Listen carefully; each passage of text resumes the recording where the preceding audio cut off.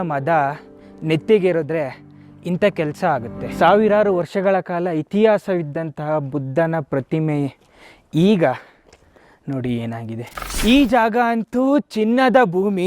Alexander the great, ಚೆಂಗೀಸ್ Khan, ತೇಮೂರು ಎಲ್ಲರೂ ಈ ಜಾಗನ ವಶಪಡಿಸ್ಕೋಬೇಕು ಅಂತ ಆಸೆ ಪಟ್ಟು ಅಟ್ಯಾಕ್ ಮಾಡಿ ಅಷ್ಟು ಅಟ್ಯಾಕ್ ಮಾಡಿದ್ರು.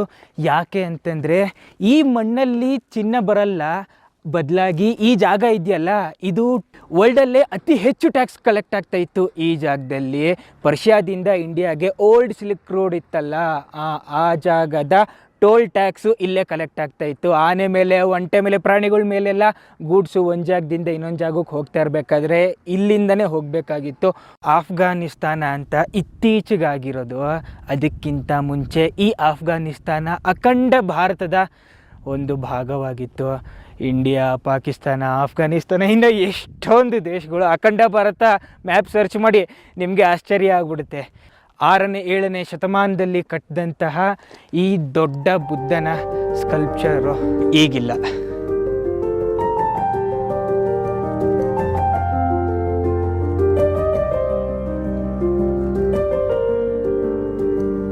ಧರ್ಮ ಯಾವುದೇ ಧರ್ಮ ಆಗಿರಲಿ, ಧರ್ಮದ ಮದ ನೆತ್ತಿಗೇರಿದ್ರೆ ಇಂಥ ಕೆಲಸ ಆಗುತ್ತೆ.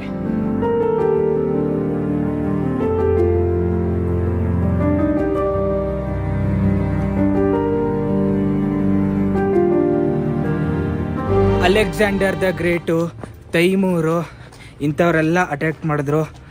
ಅವ್ರ ಕೈಗೆ ಸಿಗಲಿಲ್ಲ ಬುದ್ಧ, ಆದರೆ ಇಂಥವ್ರ ಕೈಗೆ ಸಿಕ್ಕಿ ಡಿಸ್ಟ್ರಾಯ್ ಆಗೋದು.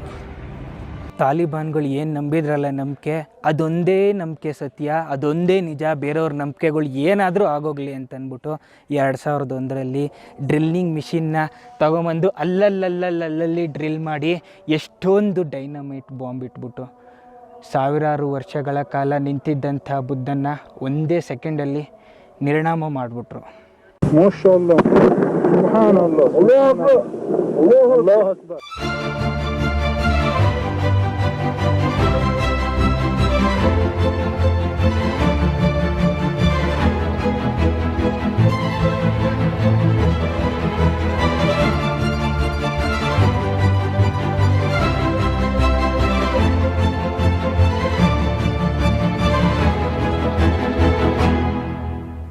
ಸಾವಿರಾರು ವರ್ಷಗಳ ಕಾಲ ಇತಿಹಾಸವಿದ್ದಂತಹ ಬುದ್ಧನ ಪ್ರತಿಮೆ ಈಗ ನೋಡಿ ಏನಾಗಿದೆ.